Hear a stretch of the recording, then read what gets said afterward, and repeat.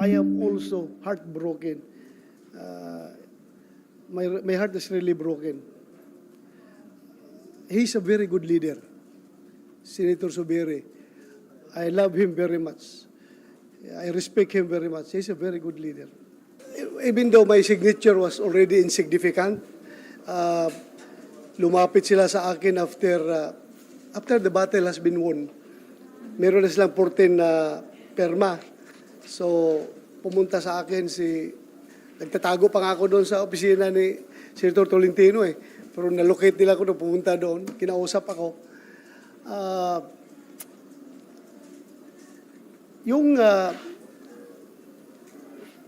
Sabihan ako na kahit na hindi na kailangan yung perma ko because they already have 14 and they only need 13 to unseat the Senate President.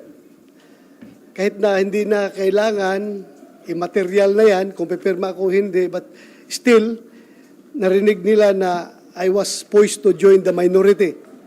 I was really contemplating seriously to join the minority after that incident. But I was persuaded by Senator Chis and Senator Alan Cayetano na please stay with the majority. Huwag kang pumunta sa minority. So, sumama ka na lang dito sa majority. And ang mas mabigat na rason dyan talaga is that among us three magkabats na PDP senators, Senator Bungo, Senator Tolentino, and myself, we forged a covenant na majority wins. In every voting situation, talagang kung ang lalabas sa voting is 2 against 1, obligado yung 1 sumunod doon sa 2, sumama sa 2. So, in this case, nangyari silang dalawa talaga ay nag-decide na sumuporta kay Senator Jesus Escudero. Ako ay naiwan. I want to stay with ayaw ko sana.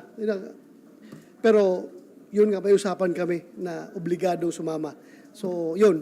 Pinirmahan ko yung resolution, but that was already immaterial because they already have 14 that they have already declared victory. But at least on my part, masaya rin ako kahit because Senator Chis is a very magnanimous victor.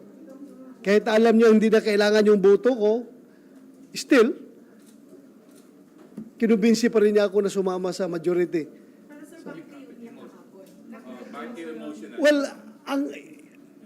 kasi yung nakapirma ako before mag-start ang session. Di ba? Pumasok ako doon. Tapos ngayon, nung sinaluduhan ako ni Migs, talagang hindi ko napigilan, napaiyak ako dahil for me being a good soldier, ang gusto kong sabihin kay Migs doon is, sorry boss, I failed to win the war for you. Because I am one of his trusted lieutenants.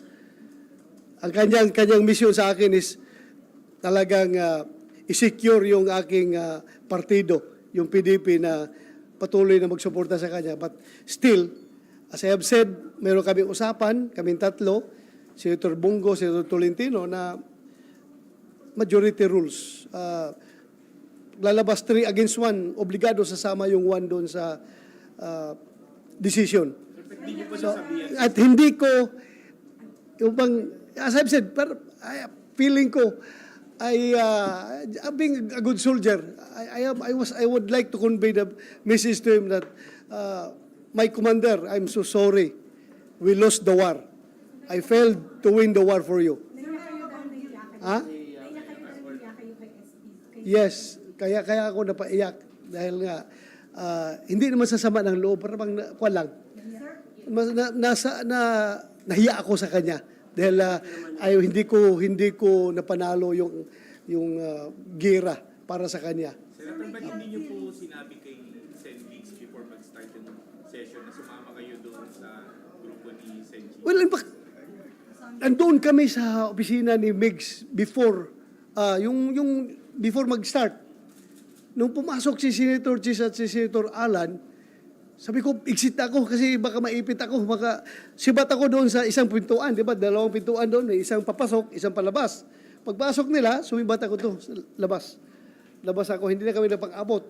Pumunta ako kay Senator Tolentino and Senator Bongo na sana sabihin ko, baka pwede ba niyo makonsider yung kaya kanyo matanggap if I'm going to renege on our usapan. Pero sabi ko, mapahiya ako doon sa dalawang kasamahan ko. Kung pwede ba na mag-join na lang ako sa minority. Yan ang gusto kong sabihin doon sa kanila.